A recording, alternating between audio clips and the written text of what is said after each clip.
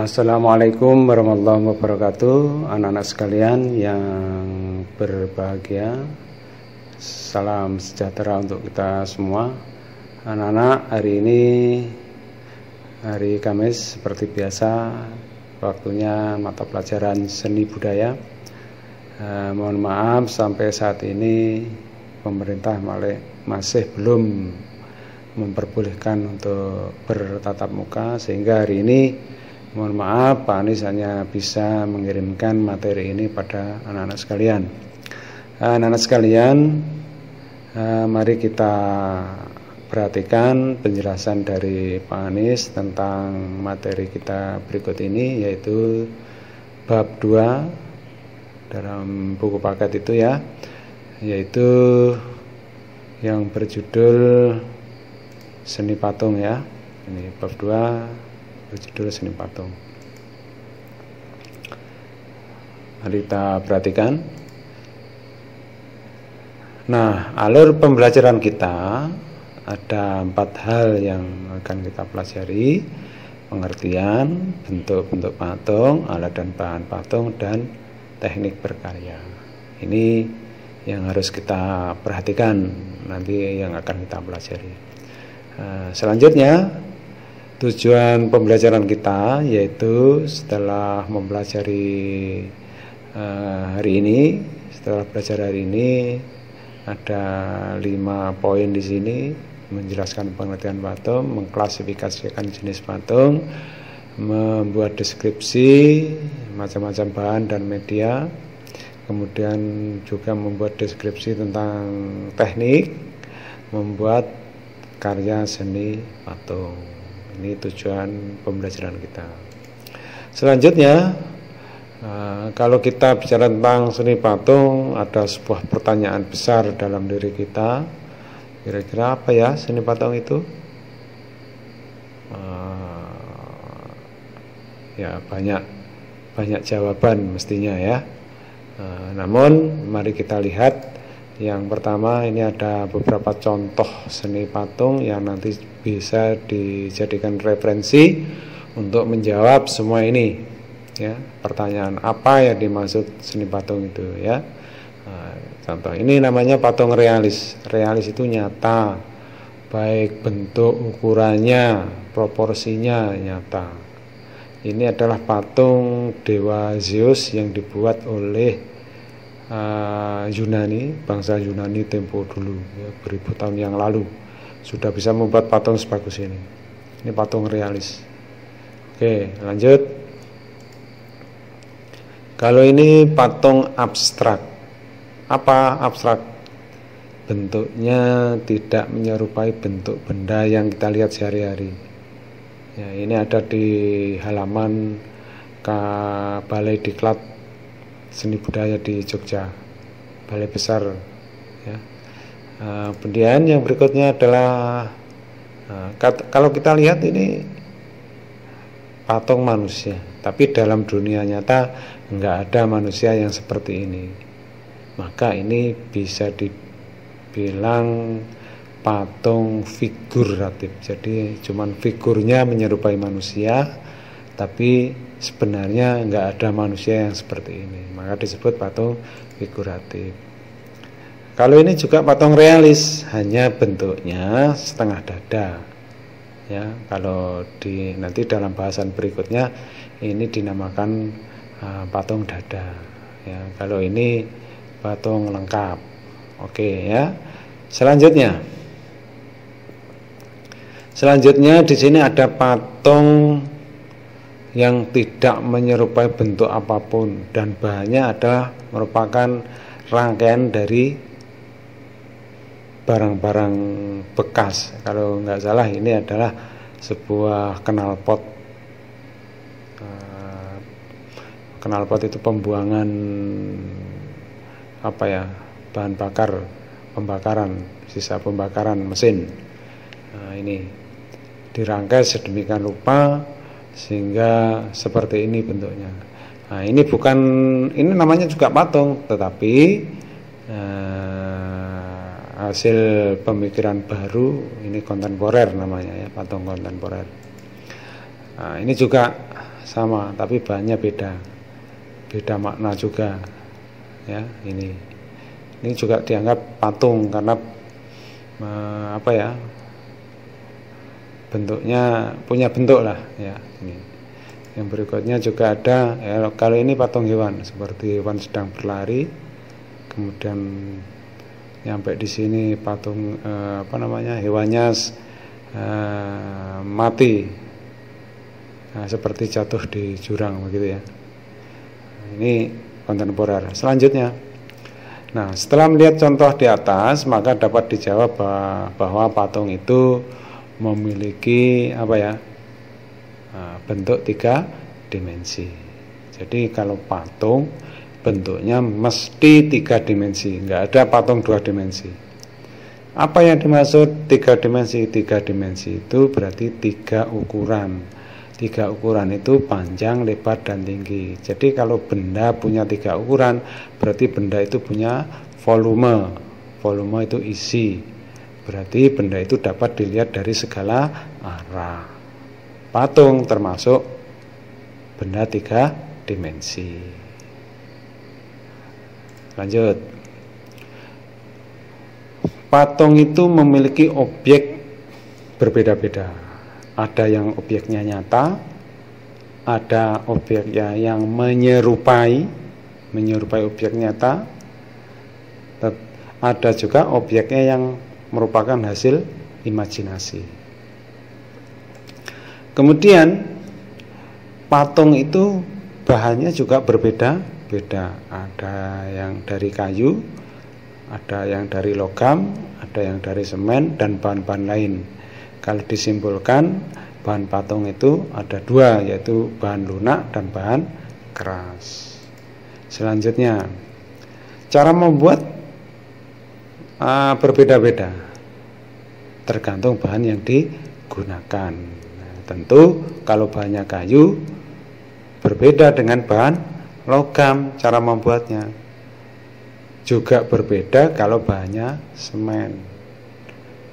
Juga berbeda kalau bahannya dari tanah liat.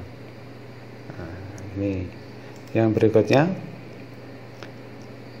semua karya seni pada umumnya, khususnya seni patung, pasti ada makna di balik karya itu, ada cerita di balik karya itu. Ini harus dipahami. Jadi ini hal-hal yang saya simpulkan bahwa patung itu memiliki ciri-ciri seperti ini ya. Oke, lanjut. Jenis patung. Jenis patung itu kalau dilihat berdasarkan gaya. Apa gaya itu? Gaya itu berarti bisa dibilang aliran. Nah, aliran atau gaya itu didasarkan kemarin dalam bab seni lukis, yaitu didasarkan pada tema, teknik, dan bahan. Yang pertama ada realis. Nah, realis itu real itu nyata. Jadi patung realis itu berarti patung yang objeknya nyata, objeknya sering kita lihat dalam kehidupan sehari-hari, persis seperti bentuk asli. Kalau manusia ya bentuknya seperti manusia beneran. Kalau patung pohon, buah ya kayak buah beneran. Itu namanya realis. Ada juga patung abstrak. Namanya abstrak itu enggak ada bentuknya, bentuknya ada, tetapi tidak ada dalam dunia nyata. Bentuknya hasil imajinasi. Figuratif ya merupakan figur menyerupai manusia, menyerupai hewan, menyerupai atau benda-benda yang lain. Itu namanya figuratif. Kemudian ada kontemporer. Nah, ini tugas anak-anak untuk menjawab apa kontemporer itu.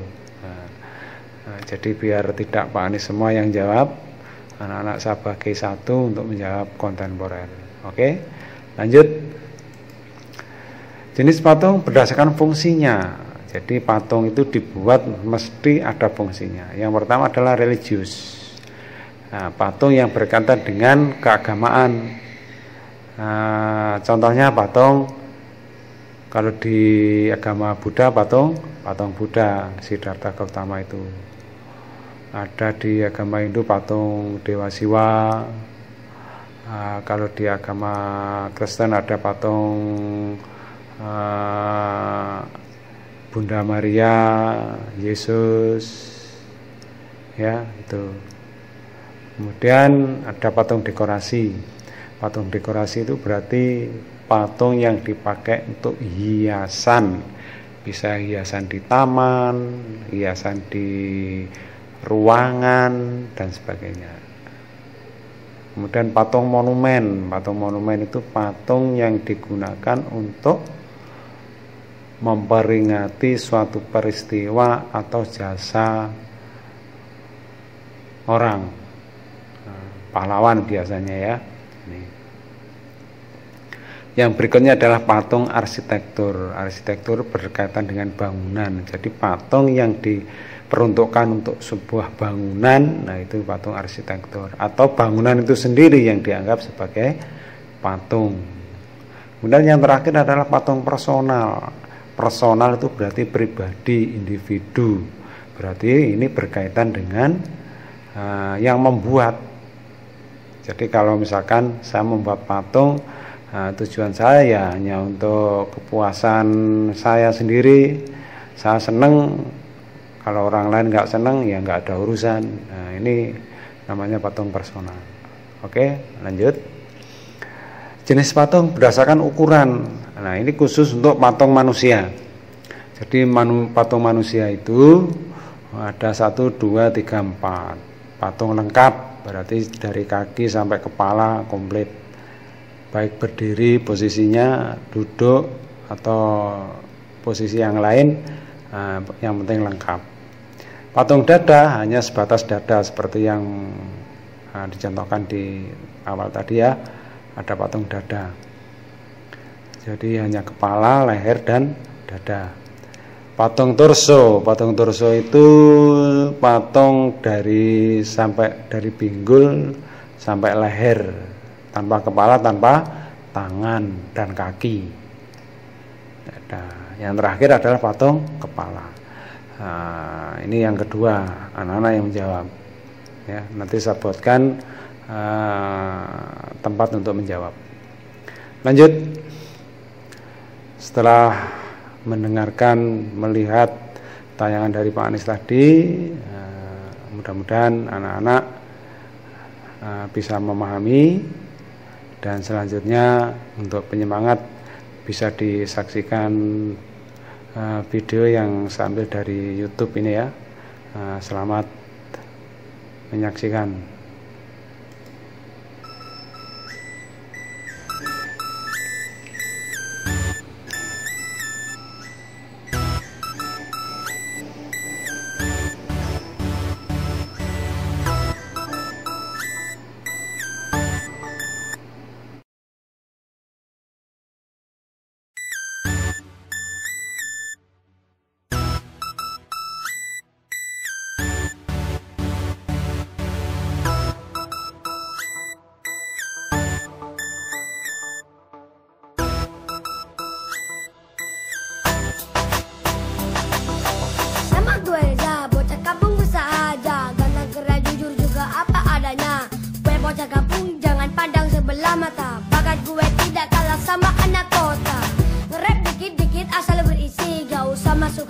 Jadikan motivasi unjuk karya dengan berbagai kreasi. Itu langkah gue untuk mencapai prestasi. Bocah kampung, biar bareng kecil tapi cita-cita segunung. Bocah kampung, biar bareng kecil tapi rajin menabung. Dengan acara di TV, isinya cinta-cintaan. mewah. Padahal orang tua buruh cangkul di sawah. Susah-susah kerja, minta